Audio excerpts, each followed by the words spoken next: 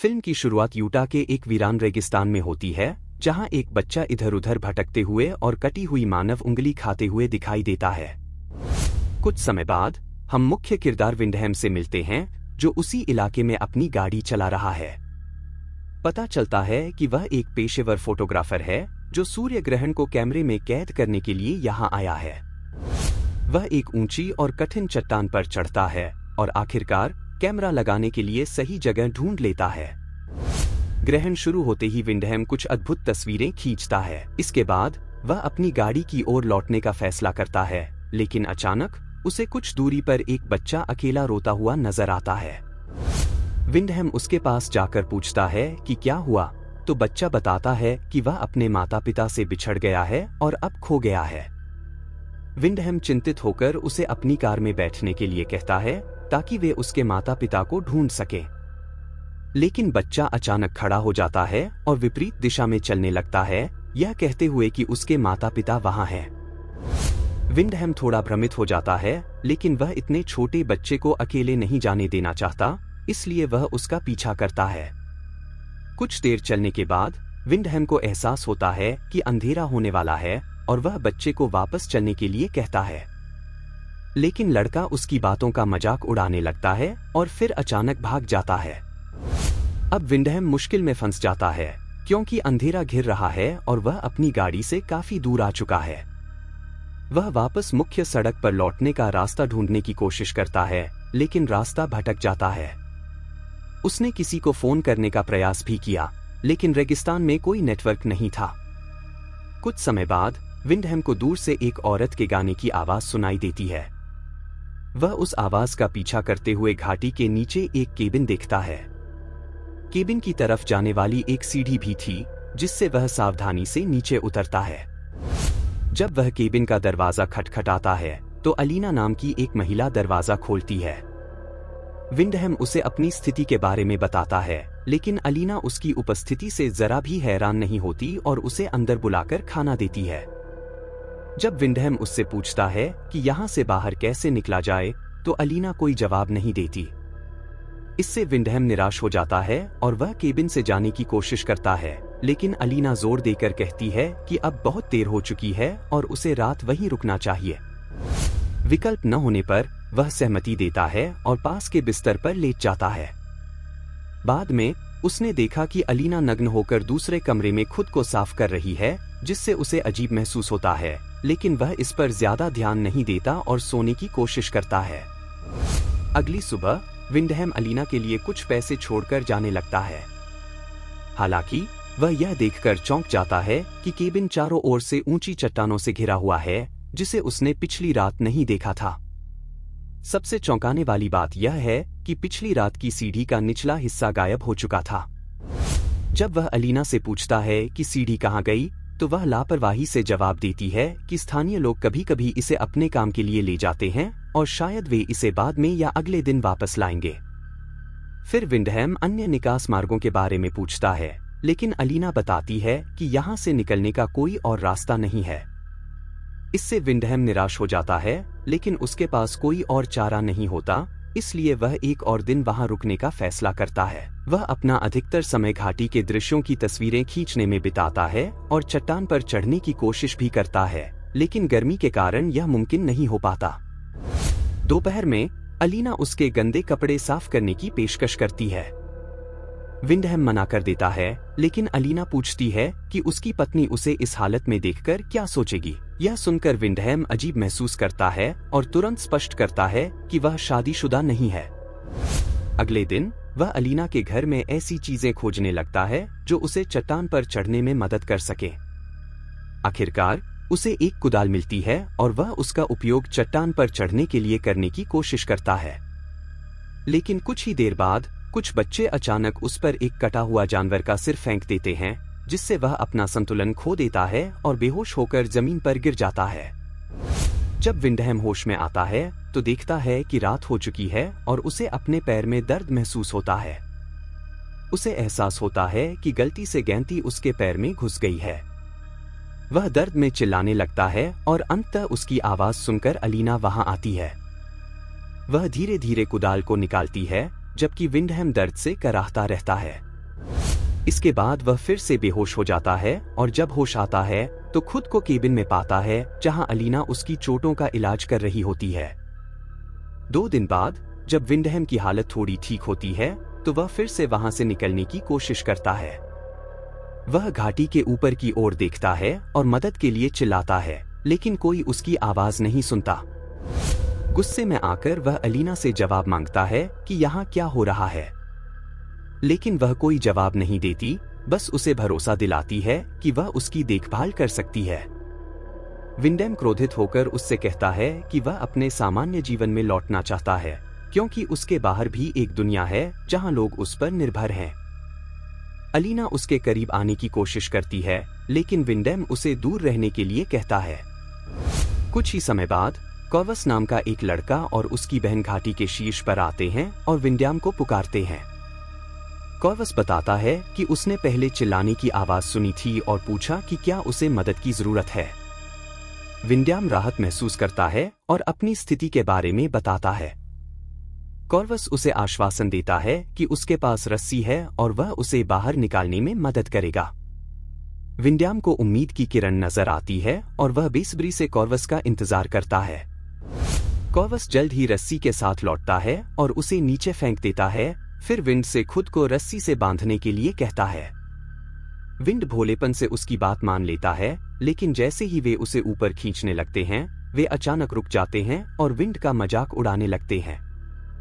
वह अब हवा में लटका हुआ होता है और लड़के रस्सी को हिलाकर उसे परेशान करते हैं। एक लड़का तो यहाँ तक करता है कि वह विंड के चेहरे पर पेशाब कर देता है। विंड अपना संतुलन खो देता है और चट्टान से टकराकर बेहोश हो जाता है। जब लड़के उसे और नुकसान पहुंचाने की कोशिश करते हैं तो अचानक अलीना प्रकट होती है और उन लड़कों को उनकी भाषा में डांटती है, जिससे वे डरकर भाग जाते हैं। उस रात विंड होश में आता है और खुद को अलीना के बिस्तर पर पाता है। वह उठने की कोशिश करता है, लेकिन कमजोरी के कारण गिर जाता है। हताश होकर वह रोने लगता है, लेकिन अलीना उसे समझाती है कि उसे अपने नए जीवन को अपनाना चाहिए। विंड उससे पूछता है कि वह लड़के इतने निर्दयी क्यों हैं। अलीना जवाब देती है कि वे सिर्फ भटके हुए बच्चे हैं जिन्हें रेगिस्तान ने एकजुट किया है। वह उससे कहती है कि इसे दिल पर न ले, क्योंकि वे सिर्फ नासमझ और ऊबे हुए लड़के हैं। कहानी कुछ हफ्ते आगे बढ़ती है, जहां विंड ने अपने भाग्य को स्वीकार कर लिया है और शांतिपूर्वक रेगिस्तान में रह रहा है। अलीना उसकी देखभाल करती है और विंड भी उसके प्रयासों की सराहना करने लगता है। एक दिन एक किशोरी उसके लिए भोजन और अन्य जरूरतों का एक पैकेज लेकर आती है। विंड को आश्चर्य होता है कि ये सामान कहां से आया, लेकिन अलीना उसे कुछ भी पूछने से मना करती है और कहती है कि जो मिल रहा है उसे स्वीकार कर लो। विंड को यह शक होने लगता है कि शायद वह भी अलीना की तरह एक कैदी है और उसे यहाँ रहने के लिए मजबूर किया गया है। उसी रात नशे में धुत विंड को बाहर से कुछ आवाजें सुनाई देती हैं। वह हथौड़ा लेकर बाहर जांच करने जाता है और कॉर्वस से मिलता है, जो अब एक महिला के कपड़े पहने हुए होता है। थोड़ी देर तक उसे तंग करने के बाद कॉर्वस उसका हथौड़ा पकड़ लेता है, उसके चेहरे को चाटता है और फिर भाग जाता है। इससे विंड इतना गुस्सा हो जाता है कि वह केबिन में लौटकर अलीना पर चिल्लाने लगता है। वह अलीना पर आरोप लगाता है कि उसने इन पागल लड़कों को उसके जीवन को बर्बाद करने की अनुमति दी है। लेकिन अलीना शांत रहती है और उसे सोने की सलाह देती है। फिर वह अपने बिस्तर पर चली जाती है और नग्न होकर खुद को साफ करने लगती है। नशे में धुत विंड भी उसकी बातों में आकर उसके साथ सो जाता है। कुछ दिनों बाद जब विंड बगीचे में काम कर रहा होता है, लेपस नाम का एक लड़का ऊपर से उसे पुकारता है और पूछता है कि वह क्या कर रहा है। विंड जवाब देता है कि वह खेती कर रहा है और उसे महसूस होता है कि ये गड्ढे अपने आप में एक सूक्ष्म जगत हैं। लड़का सूक्ष्म जगत का मतलब पूछता है तो विंड उसे समझाता है कि यह बड़े स्थान में छोटे जीवन के निर्माण की अवधारणा है। लड़का विंड की बातों से प्रभावित होता है और ऐसे विषयों का अध्ययन करने की इच्छा जताता है। विंड उसे पढ़ाने के लिए राजी हो जाता है, लेकिन बदले में उससे मदद की उम्मीद करता है। लड़का थोड़ी घबराहट में वहां से चला जाता है। घर पर विंड को एक महिला की पुरानी तस्वीर मिलती है। वह अलीना से पूछता है कि ये कौन है। अलीना बताती है कि यह पहली माँ थी जो यहाँ आई थी। विंड यह सब समझ नहीं पाता, लेकिन अलीना अचानक उसे बताती है कि वह गर्भवती है। वह विंड को यह भी कहती है कि उसे बच्चे की परवाह करने की जरूरत नहीं है अगर वह नहीं चाहता है। विंड को गुस्सा आ जाता है और वह अलीना पर उसे धोखा देने का आरोप लगाता है। वह कहता है कि वह नहीं चाहता कि उसका बच्चा किसी पागल महिला के हाथों बड़ा हो। अलीना उसकी बातों से आहत होकर रोने लगती है। अगली सुबह जब विंड जॉगिंग कर रहा होता है तो लेपस वापस आता है और उससे बात करता है। विंड उससे मदद मांगता है और कहता है कि अलीना गर्भवती है और उन्हें वहां से निकलना होगा। वह लेपस से रस्सी लाने का अनुरोध करता है और कहता है कि ये उसका पहला भौतिकी का पाठ होगा। लड़का उसकी बातों में आ जाता है और विंड उसे भरोसा दिलाता है कि एक बार वहां से निकलने के बाद वे एक परिवार के रूप में रह सकेंगे। लेपस उसकी मदद करने के लिए राजी हो जाता है, लेकिन इस शर्त पर कि जब बाकी लोग सो रहे होंगे तभी वे इसे अंजाम देंगे। लेकिन उनकी बातचीत को एक और किशोर लड़का सुन लेता है और लेपस को वहां से खींच ले जाता है। बाद में अलीना विंड से पूछती है कि उसने लेपस के साथ क्या चर्चा की। विंड बताता है कि लेपस बाकी लड़कों से अलग है, वह दयालु और बुद्धिमान है। लेकिन जब विंड बताता है कि लेपस ने उन्हें भागने में मदद करने का वादा किया है तो अलीना परेशान हो जाती है। विंड यह भी कहता है कि वह वहां से निकलने के बाद घूमेगा, आजादी का आनंद लेगा और चीज़बर्गर खाएगा। अलीना यह सुनकर हैरान हो जाती है क्योंकि वह नहीं जानती कि चीज़बर्गर क्या होता है। वह बताती है कि उसने कभी बाहर की दुनिया नहीं देखी। उनके सो जाने के बाद हम देखते हैं कि किशोर लड़के अजीब कपड़े पहने हुए हैं और चट्टान के किनारे किसी अनुष्ठान को अंजाम दे रहे हैं। अगली सुबह जब विंड और अलीना जागते हैं तो वे देखते हैं कि लेपस को घाटी के ऊपर रस्सी से बांध दिया गया है। वह मर चुका होता है और उसकी पीठ फटी हुई होती है। अलीना घबराकर चिल्लाती है और कहती है कि भाइयों को एक दूसरे के साथ ऐसा नहीं करना चाहिए।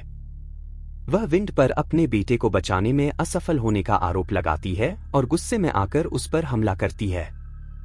अंततः वह उसे लकड़ी के टुकड़े से मारकर गिरा देती है। कहानी कुछ महीने आगे बढ़ती है जहां विंड को एक पिंजरे में बंद देखा जाता है। अलीना, जो अब बुरी तरह गर्भवती है, उसे जीवित रखने के लिए उसे खाना और पानी देती है, लेकिन इसके अलावा ज्यादा कुछ नहीं कहती। एक दिन विंड घाटी के ऊपर एक महिला को देखता है और उसका ध्यान आकर्षित करने की कोशिश करता है। वह मदद के लिए चिल्लाता है और उससे पुलिस को बुलाने की अपील करता है। महिला उसे कॉल करने का आश्वासन देती है, जिससे विंड को उम्मीद बंधती है। लेकिन कुछ समय बाद वह देखता है कि कॉवस उस महिला को पकड़ लेता है और बेरहमी से मार देता है। विंड निराश होकर पिंजरे को मारता है और सोचता है कि शायद वह इस नरक से कभी नहीं बच पाएगा। उसी शाम एक छोटा बच्चा विंड के पिंजरे के पास आता है और उसे एक फल देता है। विंड फल स्वीकार कर खा लेता है, जिससे उसकी भूख शांत होती है। थोड़ी देर बाद उसने देखा कि अलीना और किशोर लड़के एक धार्मिक अनुष्ठान में व्यस्त हैं। तब उसे पता चलता है कि ये लड़के वास्तव में अलीना के बच्चे हैं, जिनके पिता अलग अलग लोग हैं। अनुष्ठान के दौरान अलीना अपनी आंखों पर पत्ते रखती है और लड़के आग के चारों ओर नृत्य करते हैं। कुछ दिन बाद जब सर्दी शुरू हो जाती है तो अलीना विंड के लिए एक कंबल लाती है। विंड इस मौके का फायदा उठाकर उसे रिहा करने की गुहार लगाता है। वह कहता है कि वह अपनी पिछली जिंदगी में वापस नहीं जाना चाहता और उसके साथ इन बच्चों की परवरिश करने के लिए तैयार है। लेकिन अलीना स्पष्ट करती है कि उसने कभी विंड की परवाह नहीं की। उसे सिर्फ उसके बीज की जरूरत थी और अब जब बच्चा गर्भ में आ चुका है, वह उसके लिए बेकार हो चुका है। वह बताती है कि उसे जिंदा रखने का एकमात्र कारण यह था कि वह उनके बच्चे के जन्म का इंतजार कर रही थी। अगली सुबह अलीना को संकुचन होने लगते हैं और वह असहनीय दर्द में होती है। वह विंड को पिंजरे से आजाद कर उससे मदद की अपील करती है। वह स्वीकार करती है कि वह बहुत दर्द में है और उसने ऐसा कभी नहीं महसूस किया। इतने सब कुछ के बावजूद विंड को अपने बच्चे की परवाह होती है और वह अलीना की मदद करने का फैसला करता है। लेकिन तभी वह देखता है कि कि किशोर लड़के घाटी में भागने के लिए सीढ़ी डाल रहे हैं। यह उसे एक कठिन स्थिति में डाल देता है, क्योंकि एक तरफ अलीना को उसकी जरूरत है और दूसरी तरफ यह उसका एकमात्र बचने का मौका है। अंत में विंड अलीना को उसके हाल पर छोड़कर सीढ़ी की तरफ बढ़ता है, लेकिन तभी वह नवजात शिशु के रोने की आवाज सुनता है और रुक जाता है। वह मुड़कर अपनी बेटी को गले लगाता है और पिता बनने के इस पल का आनंद लेता है। अलीना बच्ची को लेकर उसे खिलाने और उसकी देखभाल का वादा करती है। वह कहती है कि एक दिन यह बच्ची उसके उद्देश्य को पूरा करेगी और एक मां बनेगी। विंड को धन्यवाद देते हुए वह कहती है कि अब उसका काम खत्म हो गया है। विंड कुछ समझ पाता इससे पहले ही एक बड़ा लड़का उसके पीछे से आकर उसका गला काट देता है। अंतिम दृश्य में अलीना विंड का सामान पैक करती है और उसे एक ट्रंक में रखती है। फिर वह अपने रोते हुए बच्चे के पास जाती है और उसे सांत्वना देने की कोशिश करती है। घर के बाहर विंड की लाश को जमीन पर सड़ते हुए दिखाया जाता है। यह थी हमारी आज की कहानी। अगर आपको यह वीडियो पसंद आई हो तो इसे लाइक करना न भूलें। आप किस फिल्म की कहानी सुनना चाहेंगे हमें कमेंट्स में जरूर बताएं। और हाँ, अगर अभी तक आपने हमारे चैनल को सब्सक्राइब नहीं किया है तो जल्दी से कर लें ताकि आप कोई भी नई कहानी मिस न करें। आपके साथ हर हफ्ते इसी तरह की और भी दिलचस्प कहानियां लेकर आते रहेंगे। धन्यवाद।